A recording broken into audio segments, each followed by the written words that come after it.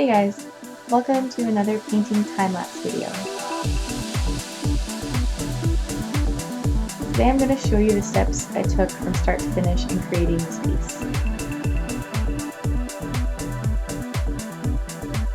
Day 1. This is a 40 by 30 inch painting done on a gallery stretch canvas. I always start my oil paintings off with a layer of diluted color. I mix the color with the solvent and use it like a wash for the background, blending in the different colors as I go.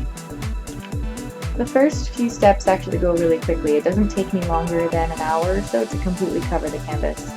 Once the whole canvas is covered in the base colors, I add white, and I don't use as much solvents at that point. Day 2.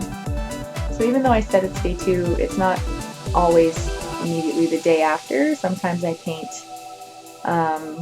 like Tuesdays and Thursdays. Sometimes it's, the weekend passes and then I continue on the Tuesday. But anyway, this is the second solid day that I am working on it. So now that I've covered the entire canvas with the base colors with the solvent, I go in with a smaller brush and do all the details. I don't go into super hyper detail mode just yet. This is kind of like the second stage. But I normally use a very tiny brush and I start establishing like the style that I'm going to use throughout the painting. So in this one I used a lot of long lines, and I wanted to really push like a sense of motion instead of just doing the nebulous clouds that were in the reference image that I'm using. And day 3. I need to do the customary sitting and staring at my painting for a couple minutes before I actually start. Get my references up. Get some music on. Alright, computer, go.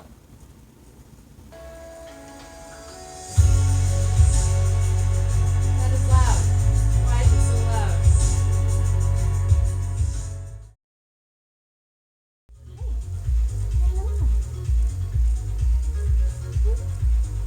She's always so snuggly in the morning.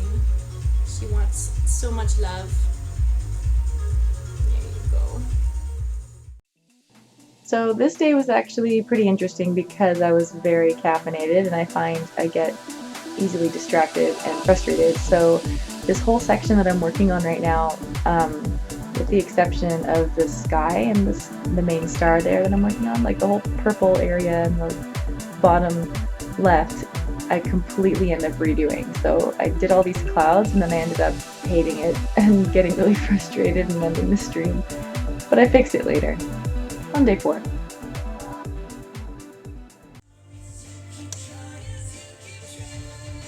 Oh my goodness, I can't get this straight. This is embarrassing. Just stay there. No, stay. So what I didn't end up recording was all the work that I did at the top right in the red area and then fixing the bottom left. So I didn't get footage of it, but I'll try to get better footage next time. I originally wanted to keep the audio in the background. Here I'm explaining that the canvas itself has crossbars on the back so that I'm able to maneuver it and flip it upside down so that I can paint the edges on the bottom. I like to paint all the edges on the canvas before I varnish it, just so that it looks complete and finished and polished, so that if whoever ends up owning it, they're not obligated to frame it for it to look nice on the wall. Now I'm just adding the finishing touches, my signature and the year. I originally wanted to keep the audio in the background for any clips that were real time, but I'm having a hard time figuring out the levels and how to work with all of this footage that I get from Twitch. So I'm not sure if I want to keep doing it this way or if I want to move away from Twitch and just record for YouTube, but I'm figuring things out as I go. These videos are a great way to learn, and I hope to provide better stuff for you guys in the future. And here's the finished product. I ended up titling it Foxford Nebula, which was the name of the actual nebula and the reference image that I used.